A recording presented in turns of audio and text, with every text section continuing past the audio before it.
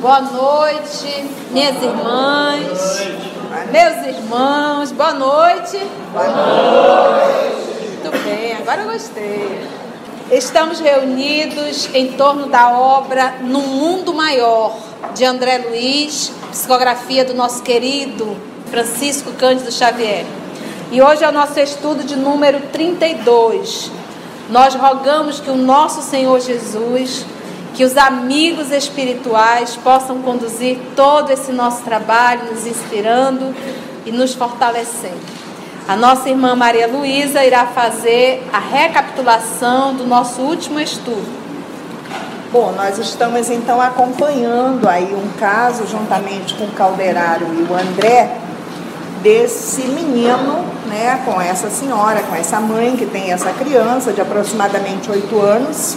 Ele não fala, não anda, vê muito mal, não escuta, por culpa dele, porque há quase 2 séculos atrás ele se valeu de uma rebelião lá na cidade onde vivia e cometeu atrocidades, matou vários desafetos, e esses irmãos ficaram ali pertinho dele. Então há quase 2 séculos que esse espírito vem sofrendo essa perseguição desses irmãos.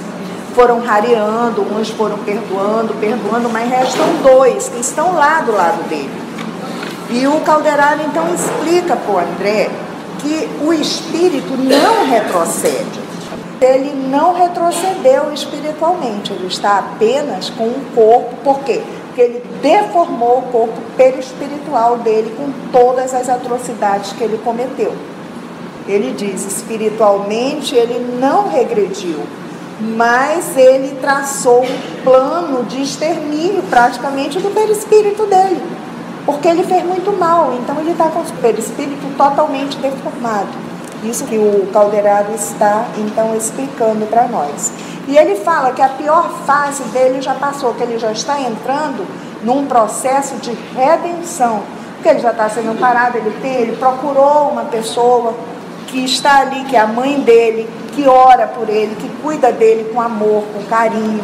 Então isso já está beneficiando esse irmão e os próprios obsessores, né, os irmãozinhos que estão lá ao lado dele. Vamos lá então?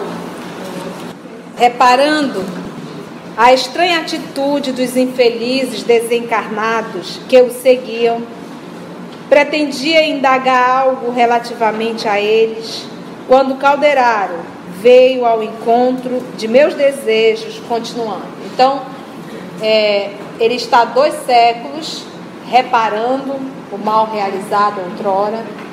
Existia um número muito grande de espíritos que o perseguia.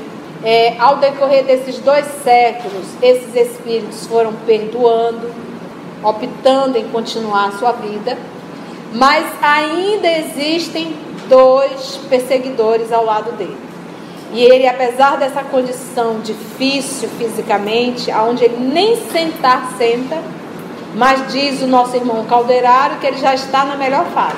O pior já passou. Que o pior, imagino que foi o pior. Então, André está preocupado agora com esses 2 corações, esses 2 irmãos que se fazem na condição de obsessor. Então, quando ele ia perguntar, vem um Calderaro e vamos lá.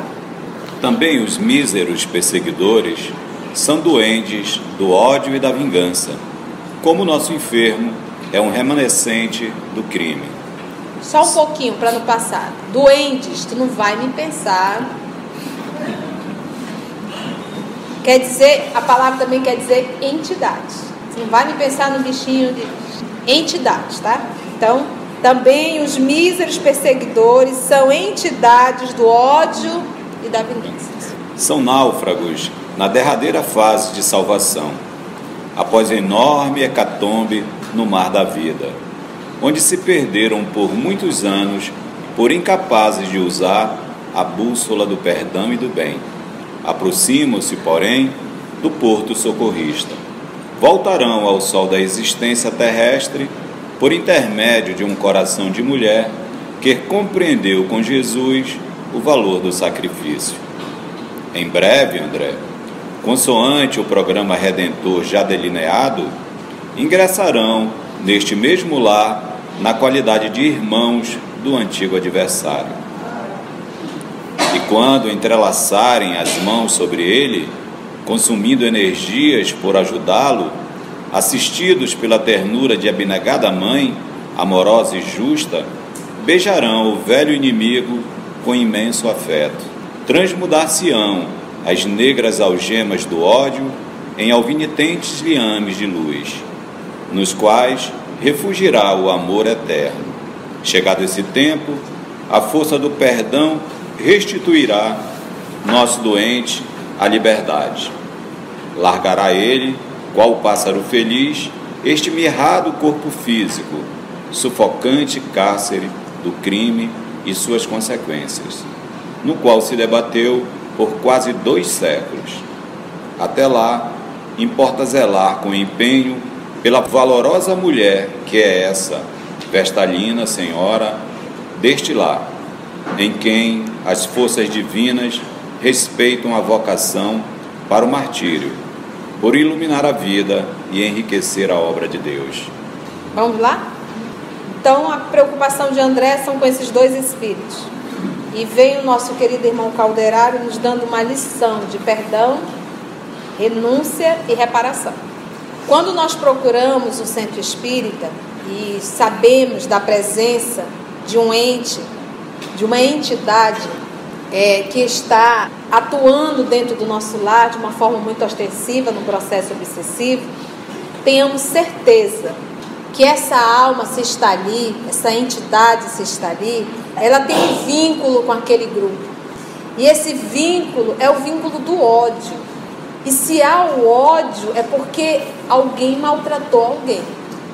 E alguém não perdoou. Essa criatura que está destruindo, que tu pede por misericórdia, que te livre dela, que tire ela do teu lar, porque ela está atrapalhando, não tenha dúvida, virá como um netinho, para você acarinhar, beijar, e aí existiu o perdão. Se esse perseguidor era da sua filha, ele tem um débito com quem? A sua filha tem um débito com ele. E a misericórdia divina vai querer que ele se reate o mais rápido possível. E a melhor forma é como filho, é como netinho, que você vai beijar e abraçar. Mas nós temos, essa lição não é nova. Nós sabemos que os desafetos nascem aonde? Dentro do lar, bem próximo. Não tenhamos dúvida disso. Então vamos lá, ponto a ponto. Também os míseros perseguidores são entidades do ódio e da vingança. Como o nosso enfermo, o menino de 8 anos, é um remanescente do crime. Hoje eu estou olhando para ele, ele parece um doentinho, um pobre coitado, mas você lembra das atrocidades que ele fez? Você lembra? É um remanescente da crueldade. São náufragos na derradeira, no finalzinho, fase de salvação. Como é que é um náufrago? Perdeu o barco, afundou, e ele está ali, para onde eu vou? Para que lado? Alguém me socorre. São náufragos na derradeira fase de salvação, após enorme hecatombe, destruição no mar da vida. Então, filhos, a gente sabe dessa informação, mas a gente não cai essa ficha. Filhos, quase sempre, são encrencas do passado. O que eu, como espírita, tenho que fazer, eu tenho que prestar atenção no meu sentimento em relação ao filho ou à filha. Eu tenho que prestar atenção o que eu sinto em relação a esse filho e a essa filha. Porque às vezes o que eu digo não, eu pego pesado com ela, eu pego pesado com ele, porque tem que ser assim, isso pode ser um disfarce da antipatia que eu tenho com essa criatura. Aí eu rotulo isso de uma mãe que exige ou um pai que exige. E não é. Porque às vezes eu encho de beijo um e sou indiferente com o outro. Agora tu imagina, o espírito já não tem afinidade contigo, já encarnou meio goela abaixo, e ainda pega uma mãe que ainda continua maltratando. Sinto falar, vai piorar. Porque a mãe carrega uma antipatia. Tudo que é a história de Caim e Abel, né? Tudo que Abel faz, Deus fica feliz. Tudo que Caim faz, Deus nem tchum. E às vezes é um pouco disso. Tudo que aquele lá faz, oh, que lindo que aquele ali faz, às vezes coitado se desdobra, mas você não percebe. Então o menino agora vai ficar com mais raiva ainda. Então nós temos que ter essa informação. Com um eu tenho muita afinidade, com o outro é uma confusão. Isso já quer dizer alguma coisa. Mas que possamos fazer disso, já que está dentro do meu lar. E olha, meus irmãos, quando uma mãe maltrata, eu vou falar de mãe, não vou falar nem de pai, porque o instinto maternal é algo muito forte. Ela carrega a criatura no ventre. Mas quando uma mãe que pariu, que alimentou, consegue ainda assim maltratar o filho ou a filha, de duas uma, ou essa mãe é esquizofrênica, ou então o ódio é muito grande, porque essa emoção, porque não é sentimento, essa emoção fica acima do próprio instinto maternal, porque o instinto maternal que é dado pelo pai é uma força tão grande que a mãe quer cuidar, que é para ela nem pensa, ela dá a vida. Não pensa que ela dá a vida porque ela pensa, vou dar a vida. Ela não pensa, é instinto. É instinto, ela se joga para pegar, é instinto. É o instinto maternal de cuidar, de proteger. Talvez se fosse razão, ela não já não. Mas é muito forte, é muito forte. Então nós temos que parar para ter atenção. Diz o nosso irmão André Luiz: trate os seus familiares da mesma forma que você trata a visita. Sabe aquela mesma delicadeza que você faz com a visita? Assim, é André Luiz que fala. Trate os seus familiares, os seus filhos, o seu pai, sua mãe, os seus irmãos, com toda a delicadeza possível. Se eu não conseguir me relacionar bem com os meus familiares, eu sinto muito, mas o ponto principal ao qual eu reencarnei, eu estou falindo, porque a maior encrenca é o lar. Por isso é que diz, a pessoa quer conquistar o mundo e não conquista o próprio lar. O primeiro movimento, eu tenho que fazer essa autoavaliação. Olha, o sentimento que eu tenho por fulana não é igual ao que eu tenho por fulano. Já ficou a dica, existe uma encrenca aqui, mas eu não vou deixar para outra não, eu vou resolver agora. Eu vou amar essa criatura, eu vou amar, eu vou me esforçar. E olha, gente, é impossível cuidar e não despertar o amor. E quando a gente começa a cuidar, a gente desperta o sentimento do amor. Porque a primeira prestação de contas é: o que tu fizestes com o lar que eu te confiei? Essa é a primeira pergunta. O que tu fizestes com o lar que eu te confiei? O que tu fizeste com os filhos que eu te confiei? Essa é a primeira pergunta. Não, mas eu ia para a fundação segunda, terça, quarta, quinta, sexta, sábado, domingo. E eu fazia isso, eu fazia aquilo, Calma, isso está em segundo plano. Eu estou falando do lar. O teu primeiro lar, o que eu te dei. Entendeu? Essa é a primeira pergunta. Por quê? Porque eu tenho que lembrar, dentro do meu lar está as minhas encrencas e o meu burio. As minhas encrencas é pessoas do passado a qual eu maltratei. O burio é aquela pessoa que a misericórdia divina colocou bem perto de mim, porque ela é o instrumento que eu preciso em uma determinada situação. É o burio.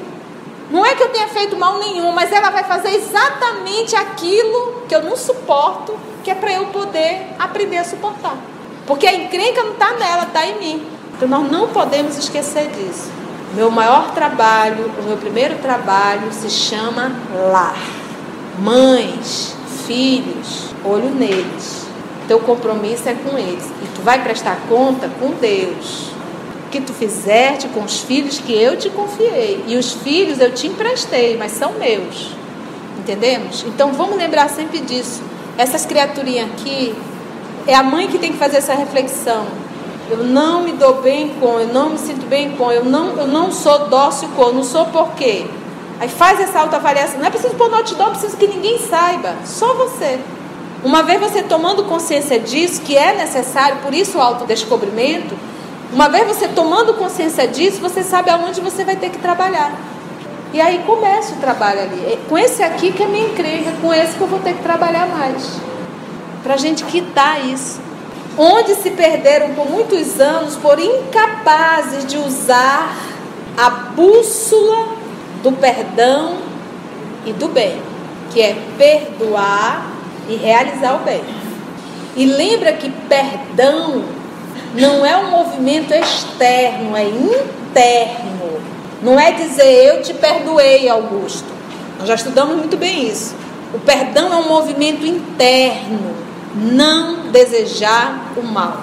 Não se alegrar com o mal que possa ter acontecido ao outro. Isso é perdão. Muitos de nós chegamos, eu te perdoo, mas com uma condição. Isso não é perdão.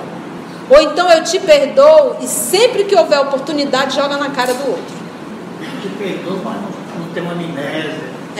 Então o perdão é isso. É não estar lembrando sempre.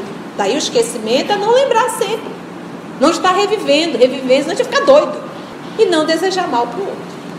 E o bem é continue trabalhando no bem, fazendo o bem. E o resto é com o Papai do Céu. Por isso que ele diz, por incapazes de usar a bússola. A bússola é o quê? Qual é a função da bússola? Orientar quem está perdido. Aproximam-se, porém, do porto socorrista. Eles estão começando a estar na reta final. Voltarão ao sol da existência. O que é isso? O sol da existência terrestre, por intermédio de um coração de mulher. Olha que coisa linda. Que compreendeu com Jesus o valor do sacrifício.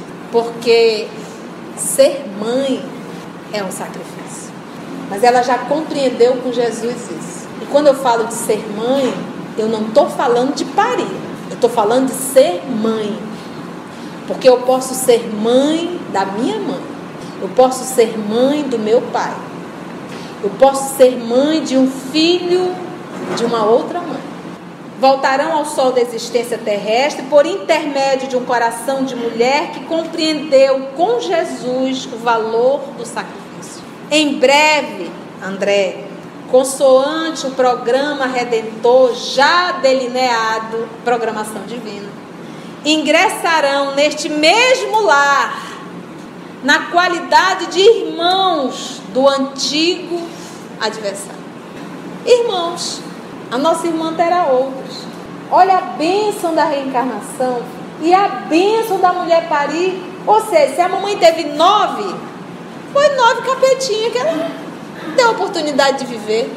Imagina 9 no mundo espiritual tentando ela. É melhor 9 como filho do que 9 sem a gente ver. Se essa mãe diz, também não quero mais. Olha, ela tem um esposo legal, uma condição financeira, tá tudo certinho, por que não ter mais? Por egoísmo? Então um filho encarnado é muito melhor do que um inimigo desencarnado. Porque o Papai do Céu está me dando a oportunidade de trazer esse coração para perto de mim. Meu filho, agora é contigo. Eu vou te dar 7 anos que vai estar zerado. Você vai formar a personalidade dessa criatura de novo. Traga ela para o teu seio. Ame-a. E eu vou te dar a maior força, o instinto. Então aqui esse caso vai nascer aonde? Dentro do lar. Se a mãe dissesse, não quero mais ter não, a encrenca ia ficar.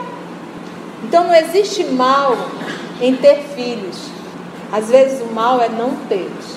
Olha aqui. Em breve, André, consoante o programa redentor, lá de cima vem a ordem. Já delineado, está tudo programado. Mas lembra, o fato de estar programado lá quer dizer que pode realizar aqui? Não, porque tem o quê? Livre arbítrio. Ingressarão neste mesmo lar na qualidade de irmãos do antigo adversário. Por que eles sabem da certeza? Porque a mãe é uma pessoa o quê?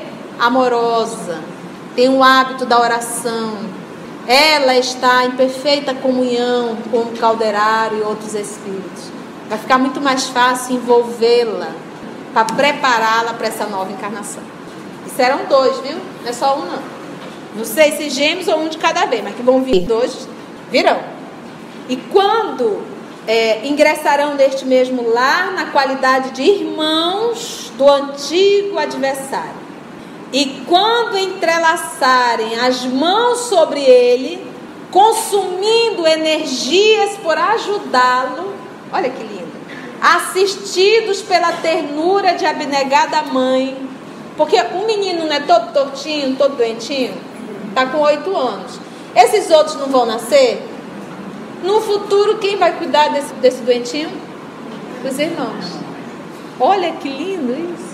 Com pena de ver o irmãozinho todo tortinho, a mãe vai dizer: meu filho, vai lá, leve a água para o Joãozinho. Ele mesmo vai lá e dá a aguinha para o Joãozinho. E aquilo vai sensibilizar o coração do inimigo. Olha que coisa linda a reencarnação. Acontece toda hora. A nossa avó, a gente vê o irmãozinho cuidando de um outro. E às vezes alguns cuidam com tanto cuidado, porque é da criança isso. E quando entrelaçarem as mãos sobre ele, consumindo energias por ajudá-lo, assistidos pela ternura de abnegada mãe, amorosa e justa, beijarão o velho inimigo com imenso afeto.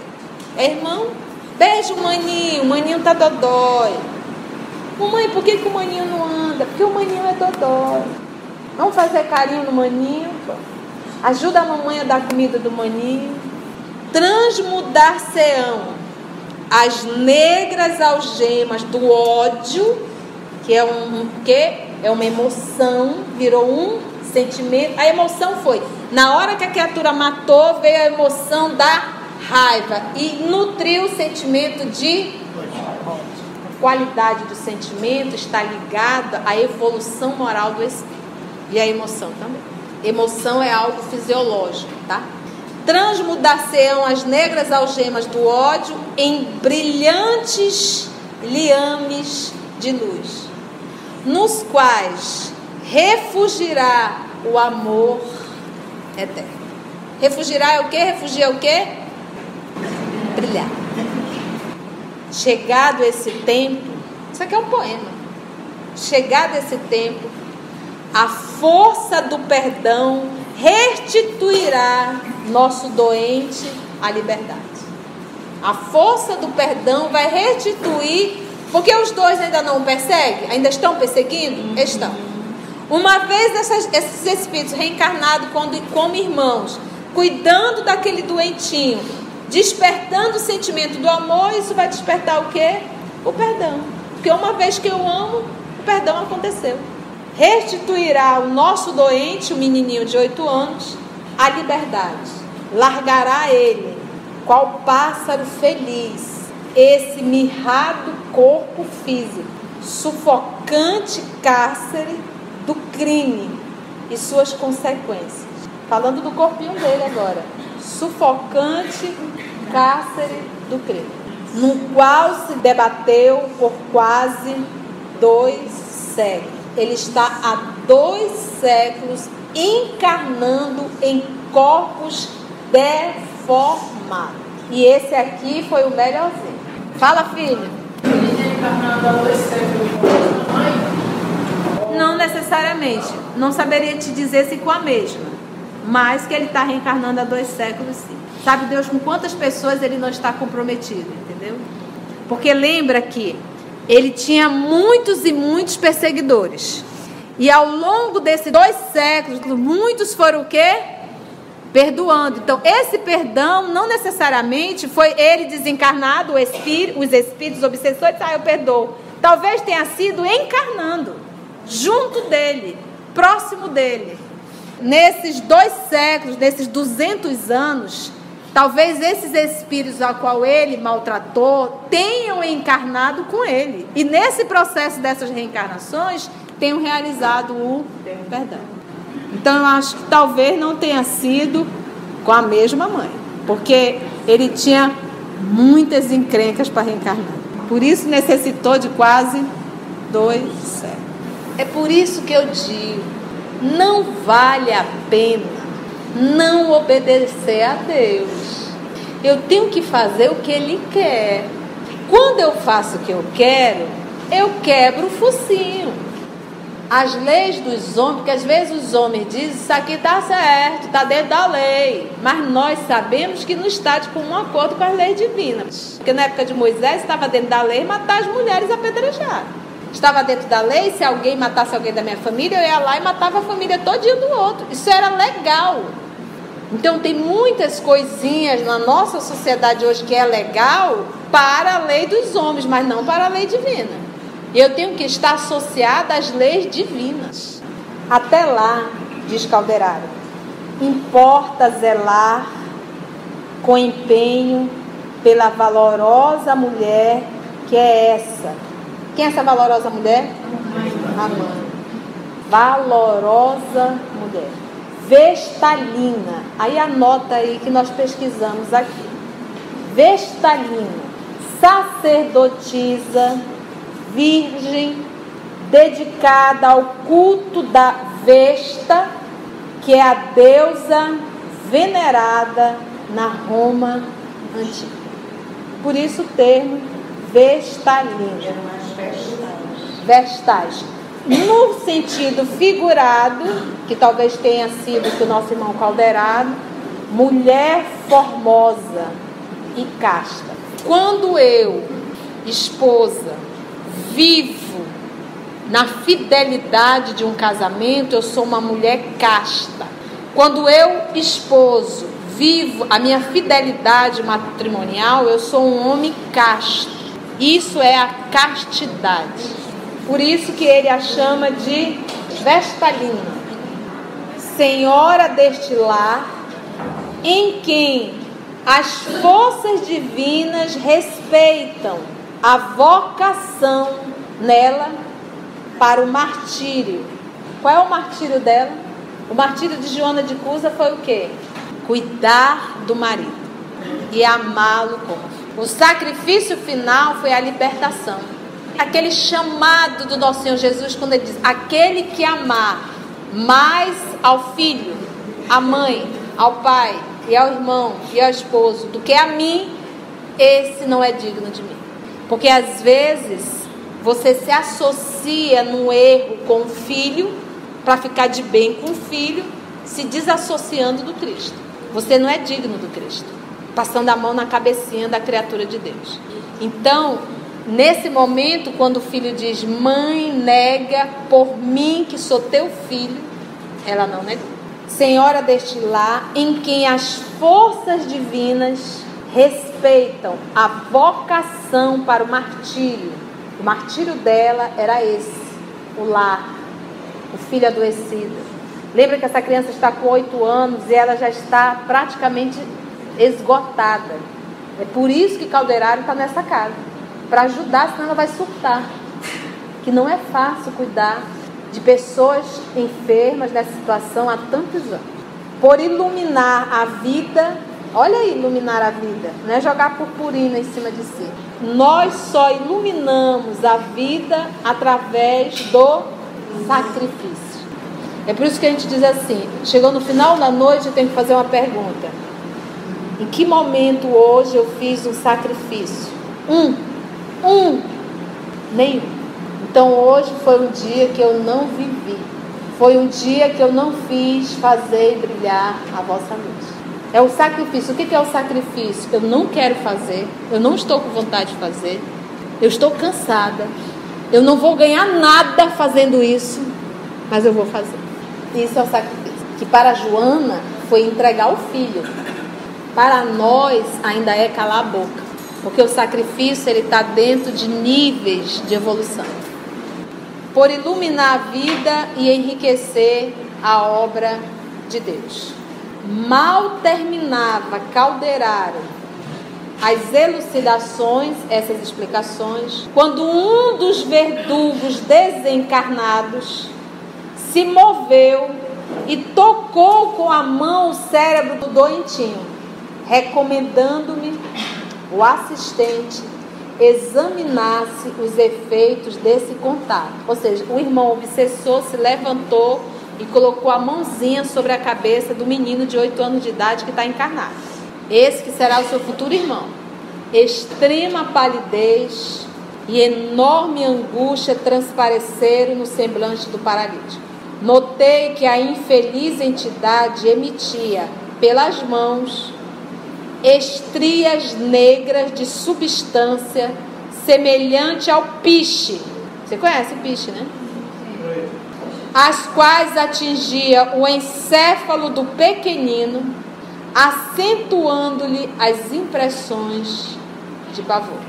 Dirigia ao assistente um olhar interrogativo e Calderário informou: cenas do próximo capítulo. Vamos fazer a nossa prece? Querido amigo Jesus, queridos amigos espirituais que realizaram esse trabalho, que conduziram a nossa fala, que tocou em nosso coração, nos convidando a repensar, a refletir e principalmente, Senhor, mudarmos algumas escolhas, alguns caminhos que teimamos em insistir. Nós só temos, Senhor, e devemos te agradecer muito por estarmos aqui encarnados, ouvindo lições do mundo espiritual, detalhes da programação divina.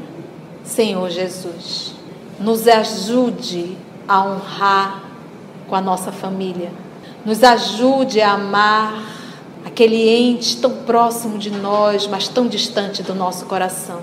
Nos ajude, Senhor da vida, a não mais realizar perversidade com ninguém. Nos ajude, Senhor da vida, a estar contigo, principalmente utilizando a oração como o maior recurso para nos fortalecer na fé. Dai-nos força, Senhor. Dai-nos coragem, perseverança. Nos livra, Senhor, do mal e não nos deixe cair em tentação. Muito obrigado, amor querido, por esse momento, por esse cadinho de reflexão. Muito obrigado, Senhor da vida, pelo bálsamo que cai em nós. Muito obrigado, Senhor da vida, pela vida que o Senhor nos oferece. Obrigada, Jesus. Obrigada, amor de nossa vida.